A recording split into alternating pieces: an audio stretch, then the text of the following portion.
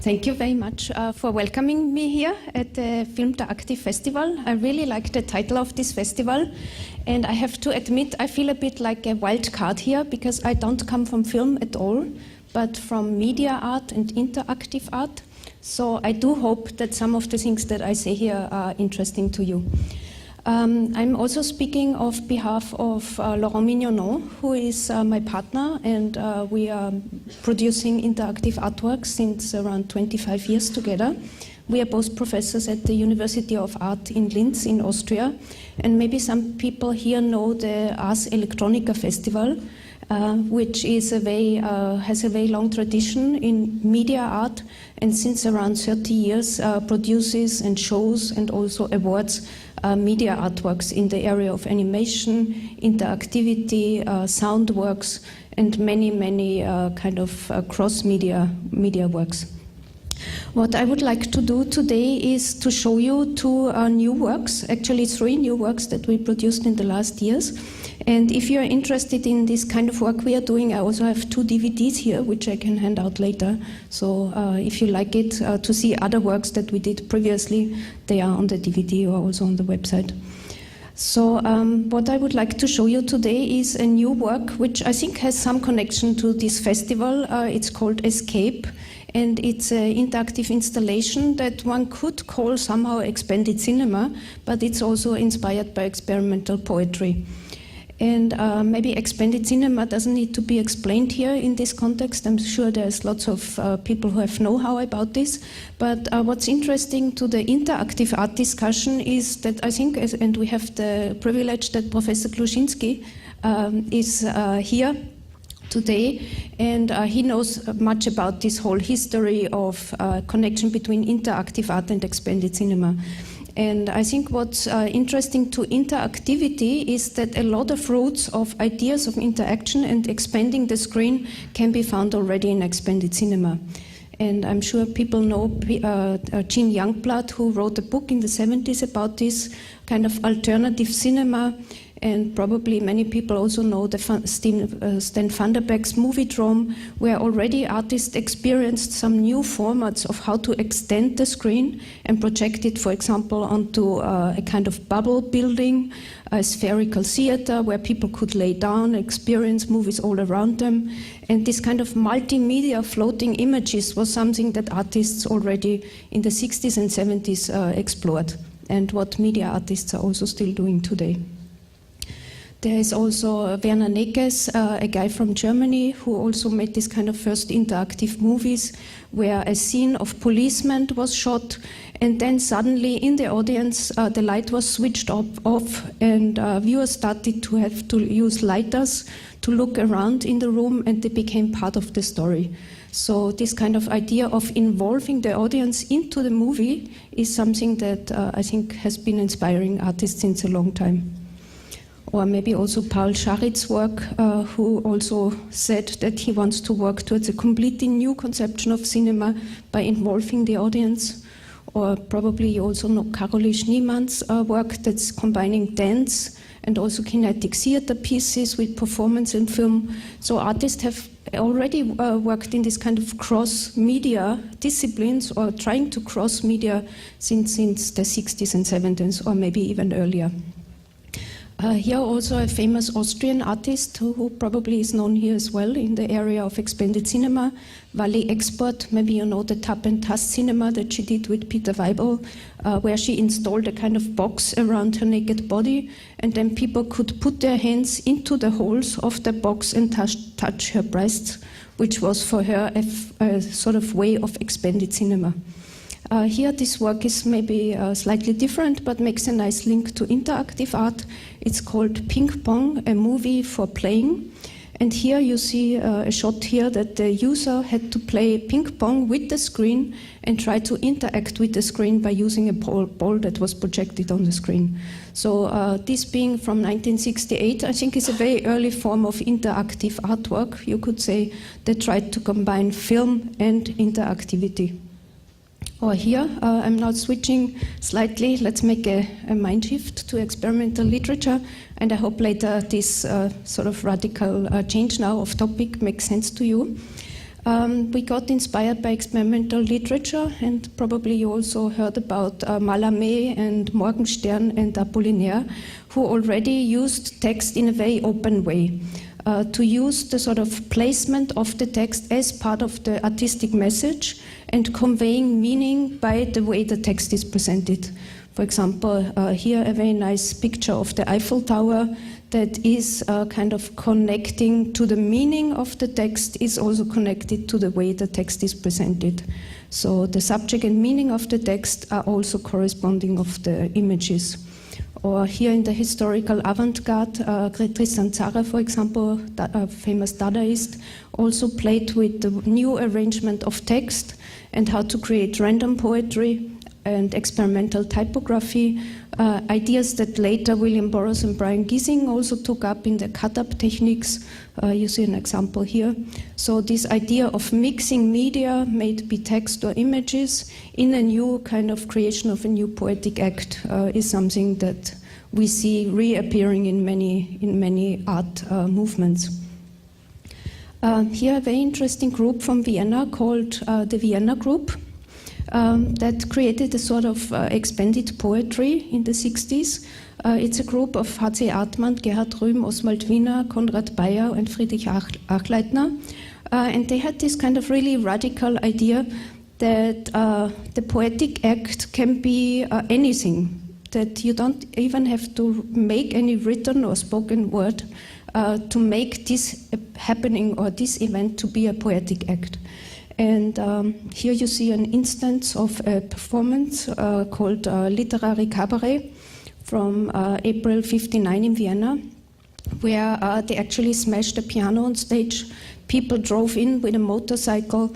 They were rolling around and sort of reciting poetry, but sort of nonsense poetry, Dadaistic poetry on stage. And all this became part of the expanded poetry term that they created at that time. Here an example of Gerhard Rühm's poetry in numbers, where he used different numbers and a continuous plot of numbers that to him presented an optical rhythm with sequential numbering and alternative dynamism. So a completely new form of poetry that was created at that time. And here one of my favorite artists, and also he was my teacher, Peter Weibel. He called himself also media poet, where he is, I think, a very interesting figure in combining expanded cinema and also experimental literature. He was actually, in fact, very much related to the Vienna Group in the 60s. And Weibel himself was standing on stage presenting a lecture. At the same time, he had a tape recorder on himself, hanging on himself, where the same lecture that he was giving was also presented to the audience. And so a kind of interaction with himself, with the lecture that he gave while the recorded lecture was played, plus the projected film of himself giving the lecture being reprojected back on the screen, created a very interesting kind of cross-media, you could say, effect, and the audience could also interfere with his lecture. So the amount of noise produced by the audience was controlling not only the projection of several films, but also the magnetophone, the spotlight, and the record player. So this idea of bringing in the audience has, again, I think, been exercised very well in these action lectures by Peter Weibel. Okay, it's time now, I think, to make another shift to our own artworks, and I hope later all these threads will come back for you to connect them. As I said, Laurent and me have been working in interactive art since more than 20 years now. My background is actually botany and biology. Laurent's background is animation and interactivity, basically electronics.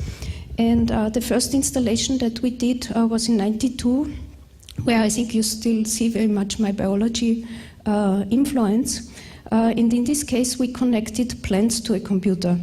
So we placed 5 different plants in a dark room, and when people touch these plants, the different data that they give with the body are captured by the plants. So the plants is becoming a kind of sensor that can pick up the body voltage of the person and translates it to the screen, where different artificial plants are growing.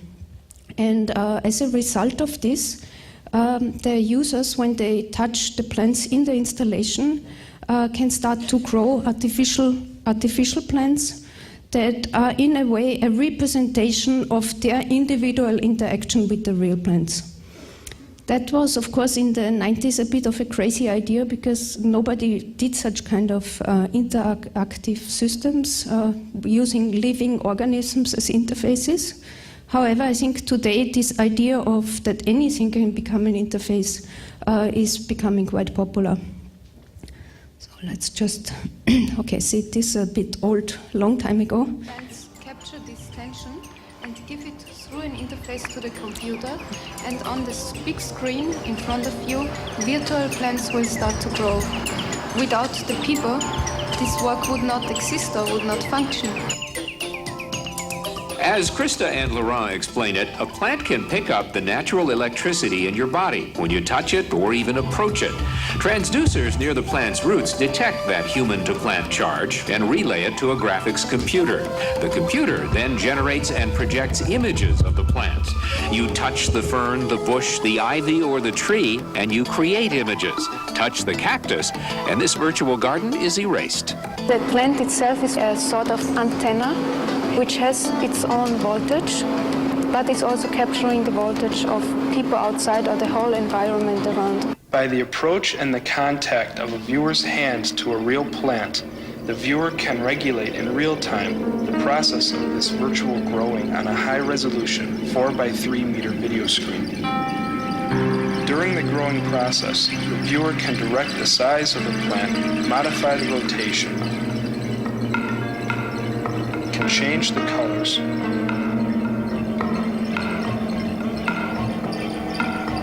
or control new places for new variations of the same type of plant.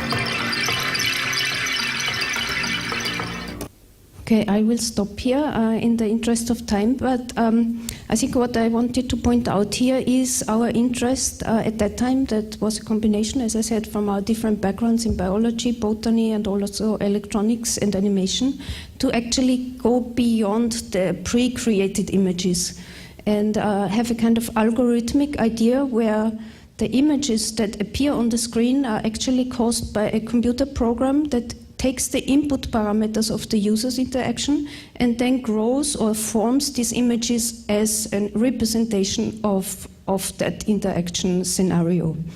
So these images are actually not pre-programmed, but they happen in real time.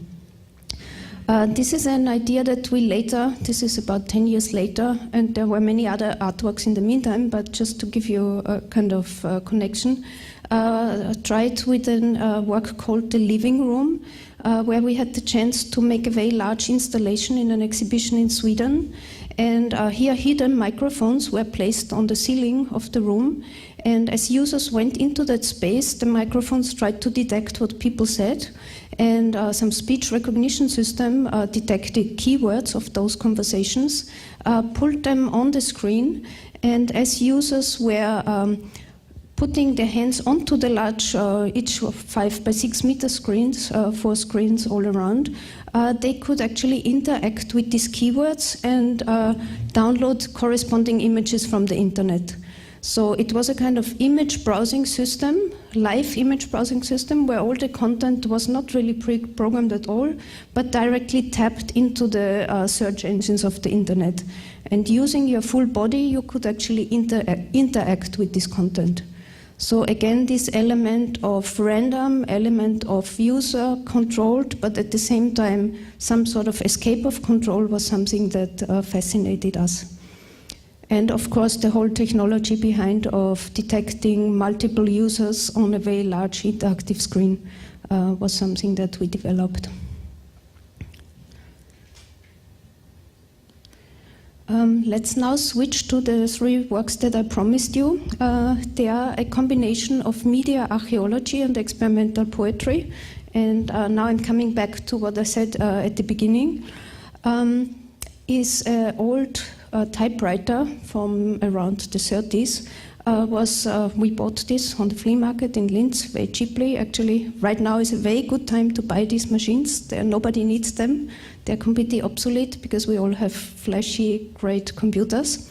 So this kind of old typewriters, we adapted them to become a computer by really putting meticulously every key of this machine connected to an interface.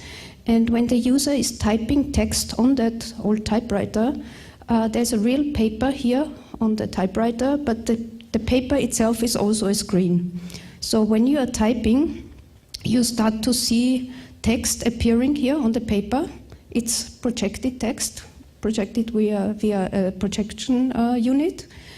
But as soon as you turn the handle of the typewriter, the text transforms into little spiders.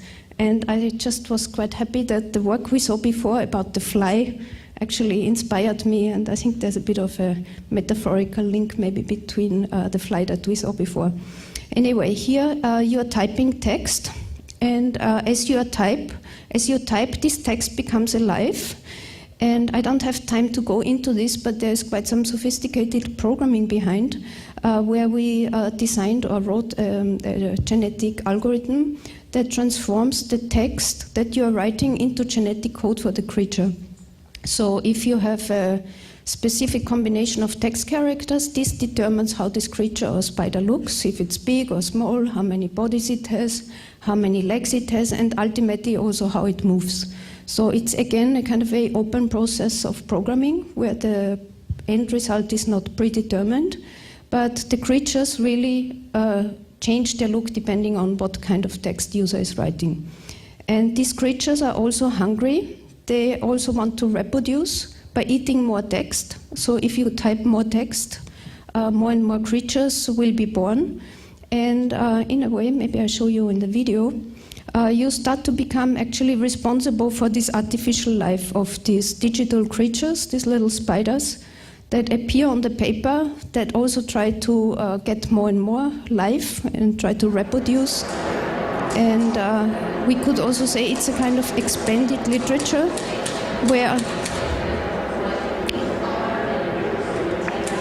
the user, in his poetic act of creating text, becomes responsible for what he's writing, but at the same time, also these thoughts or these life forms escape to his own decisions. So you see. They're hungry? I gotta get rid of these bugs. They don't like it, they try to crawl out, don't they?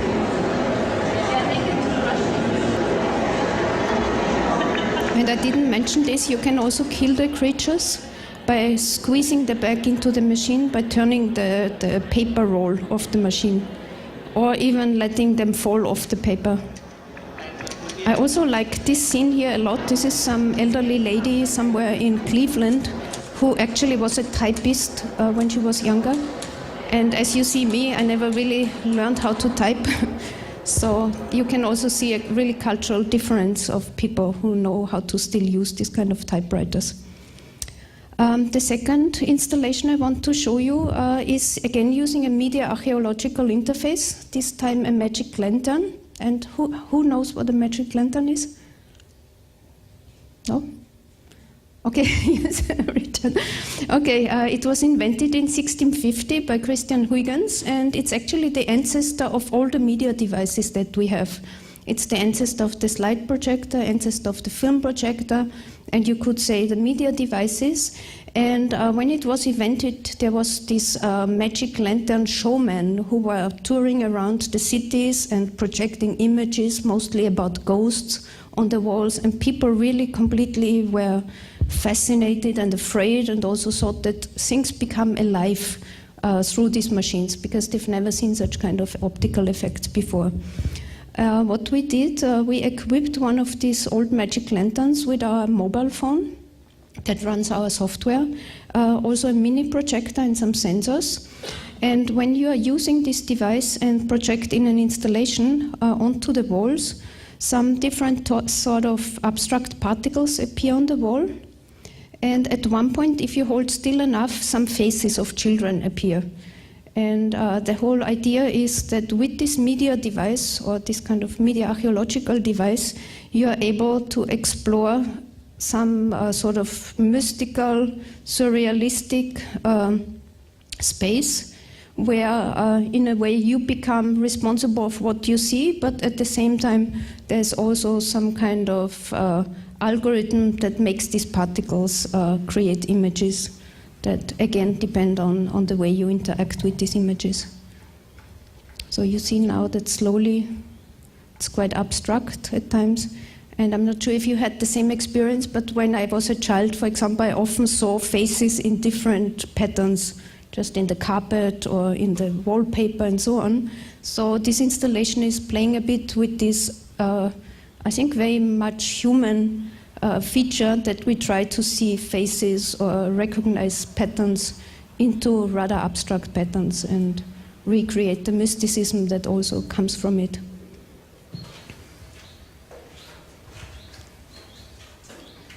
And finally, I think maybe I have a few more minutes left. I want to show you the escape installation, which I think for me is, we could have called it Filmteractive actually. When I saw the title of this festival, I thought like, oh, that would have been a cool title for this installation.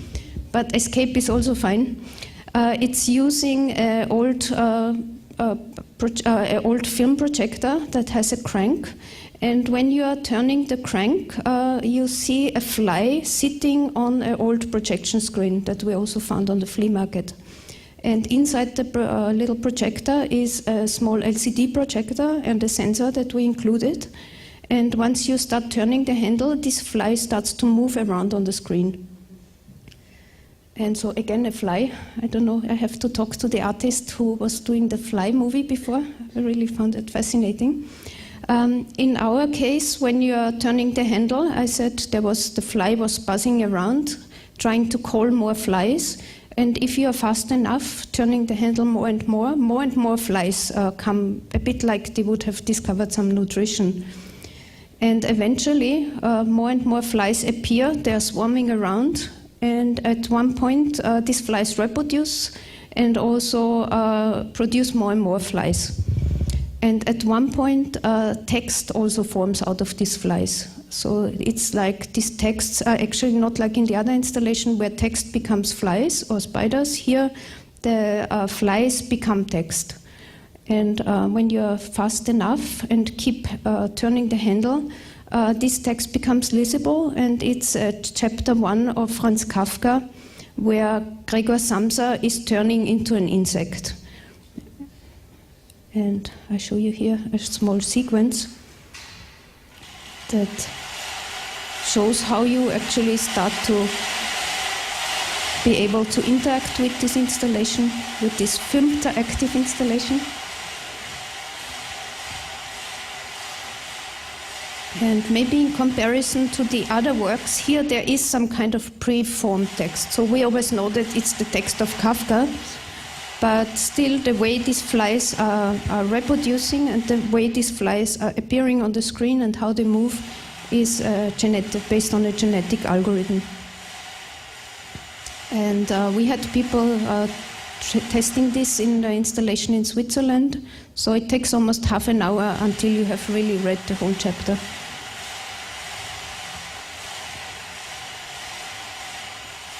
And for me, it's actually quite interesting, all the things that I heard during the last 2 days. This idea of making a film interactive, I think is something, even though there is no film, but is still suggesting a film. So the film that is becoming interactive and the scenario or the story that you want to tell in connection to the freedom that you want to give to people. And for me, this is also a question that is actually still quite strong in this escape installation. And right now we are working on an updated version of this where we actually going to bring in the face of the user into that installation. So having a hidden camera installed, picking up the facial features of the person that interacts with these machines is also going to appear on the screen in order to add one more layer of interactivity and user engagement.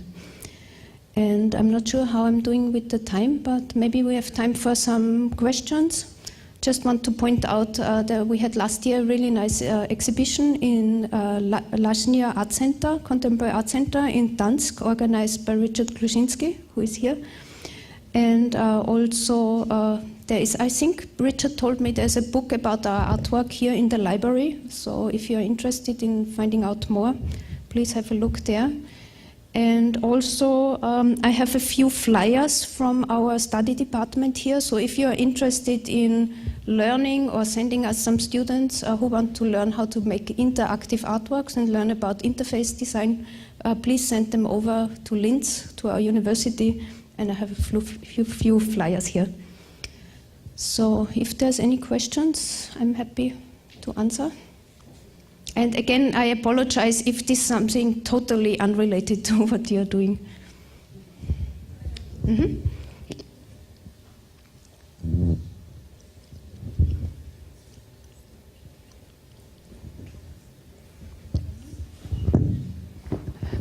Why do spiders and flies?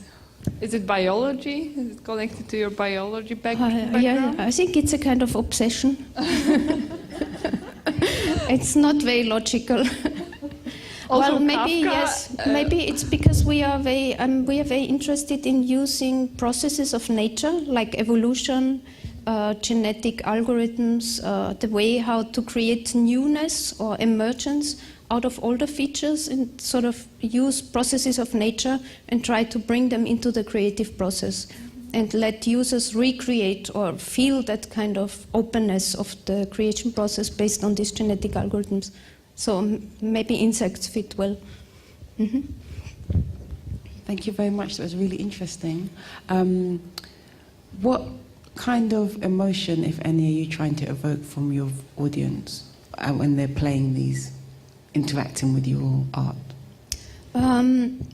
That's a good question. It depends on the installation. But for example, with the interactive plant growing, a lot of people who experienced this work, they told me, wow, it's amazing. I always knew plants have some sort of feeling, and through this installation, I can experience that I have some kind of invisible communication with the plant.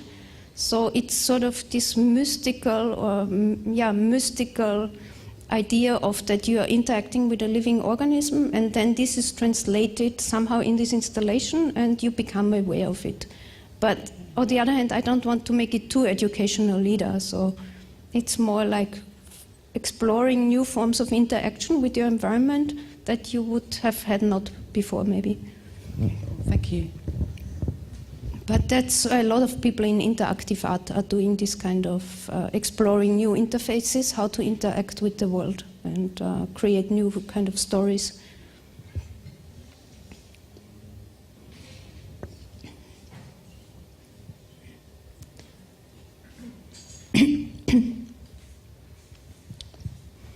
Yeah, thank you very much for the presentation. And I have a question a little bit in the same direction as the previous speaker. Then, would you define your works more as art or more technology and science? Because at least of what we saw, it seems it's rather clinical. Mm-hmm. So they're not like huge emotional outbursts. So what would you rather say it is, or is it a combination? Mm-hmm. Yeah, it's a combination, but mostly the works are shown in the art context. But as you said, it's often also linked to scientific principles like genetic algorithms, or also complex system theory, or interface design, and new ways of designing interactions with the kind of analog world. So yeah, it's everything, but we do want to actually create emotional attachment and get people involved. That's actually our main target.